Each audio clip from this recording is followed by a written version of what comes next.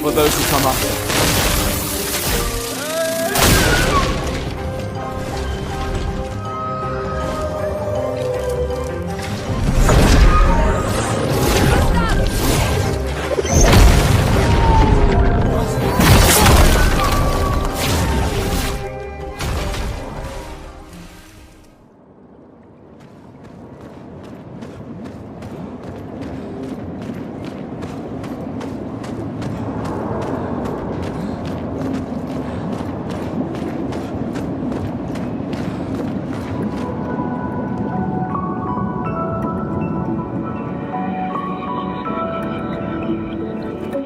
'68.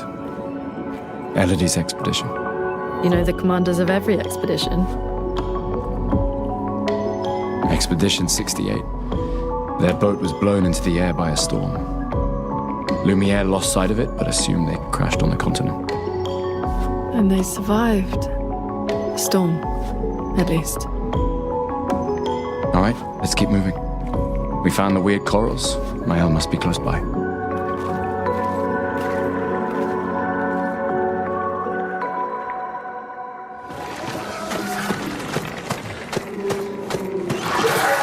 Wait.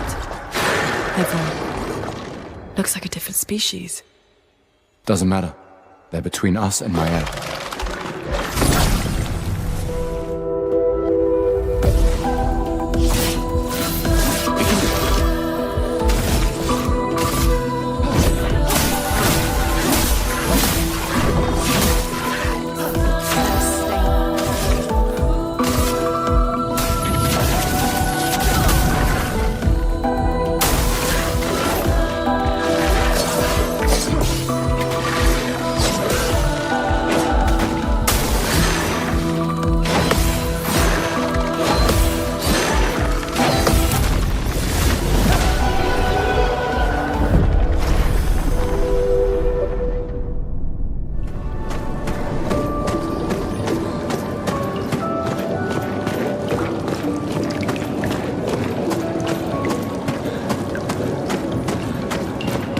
Over there. A hut. Slow down. We don't know what's inside yet.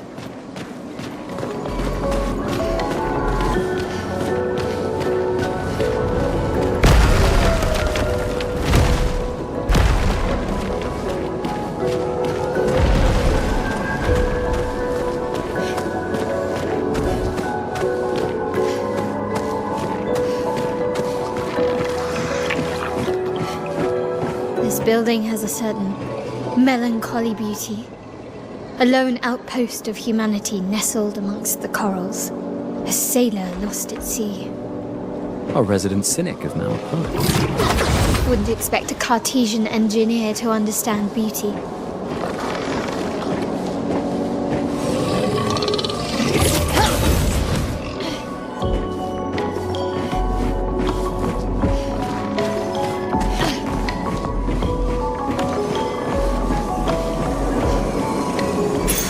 We can use that.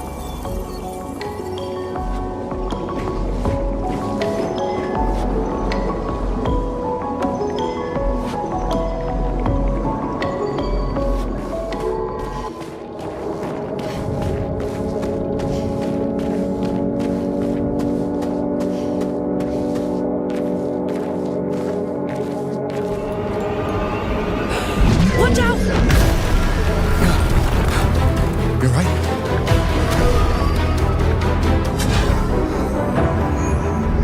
It only attacks when... It's coming!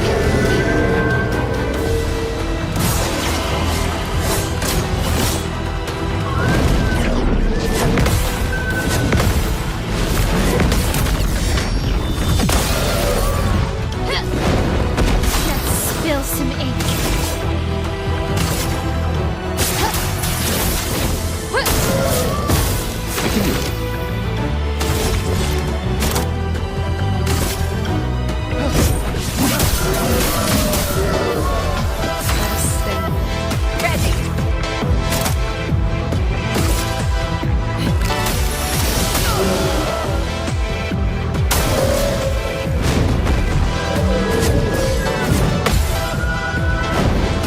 Finesse!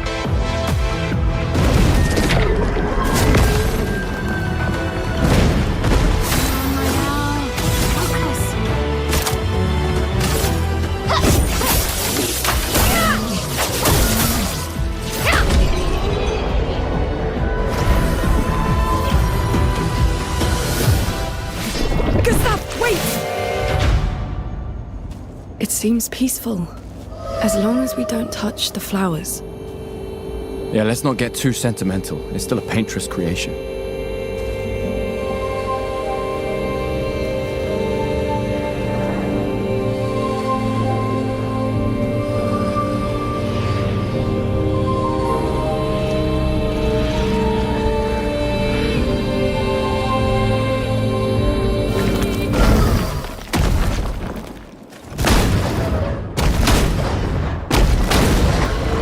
Damn, Maya, what was that? It felt familiar somehow. Gustav, we won't understand what's going on if we kill everything that moves. The gestural village must be ahead. You know what Nevrons are capable of. She'll be fine.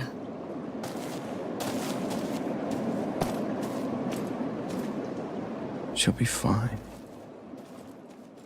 Taking damage, you get some extra experience, which is always a nice touch. And yeah, the cool thing is that with our defense system, it's very much doable to do any battle without taking damage. So even a boss battle. So we really expect like some challenge runners, to try and do like a no-hit run from A to Z, because it is doable. I'm trying one right now, and it's it's a lot of fun, definitely, to try and master every like enemy pattern and try to get a no damage bonus on every battle.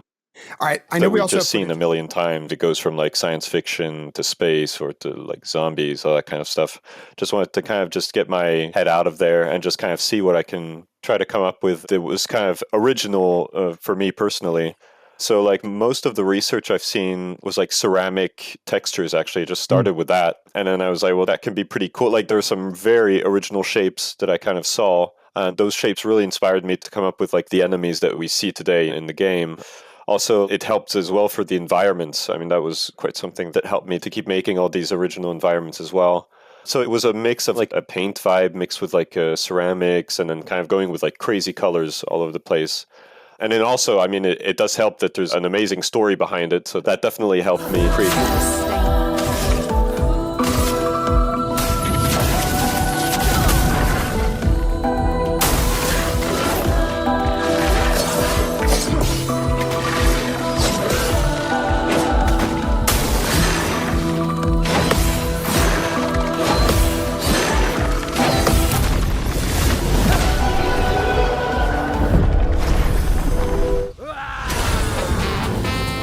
very, very old and has seen many expeditions come and go.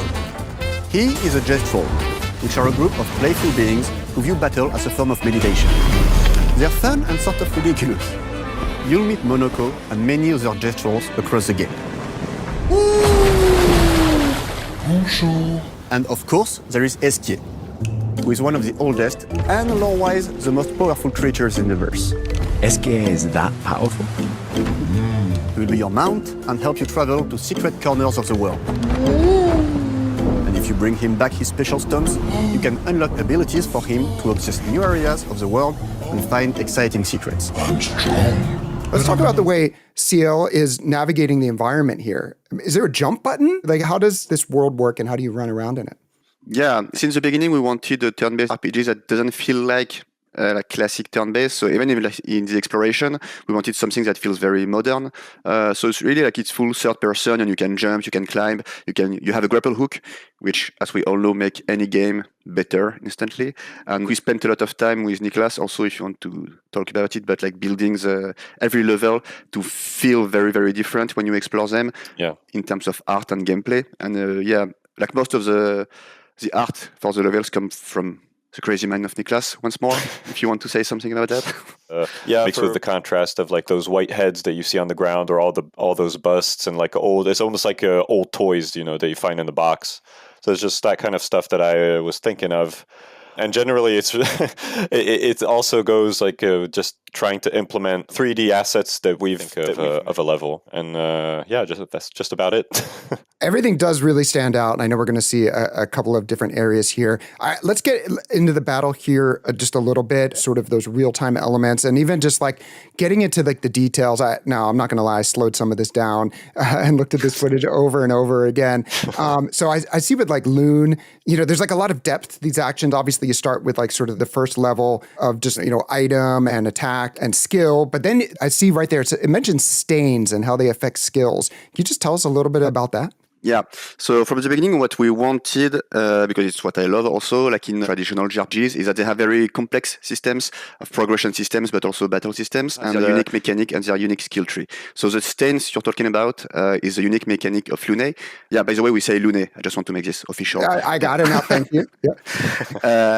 Her unique mechanic is called stains. So every time she will cast a skill, she will create these stains, and she can have up to 4 stains at a time. And when she uses skills, she can also consume stains. And if she consumes the right elemental stains, this will amplify her skills by like a lot. So her whole playstyle is trying to find like combinations of skills that you can play around with and like some good rotations to try and always cast some overcharge skill. We call overcharge skills the skills that are more powerful than they should be. And usually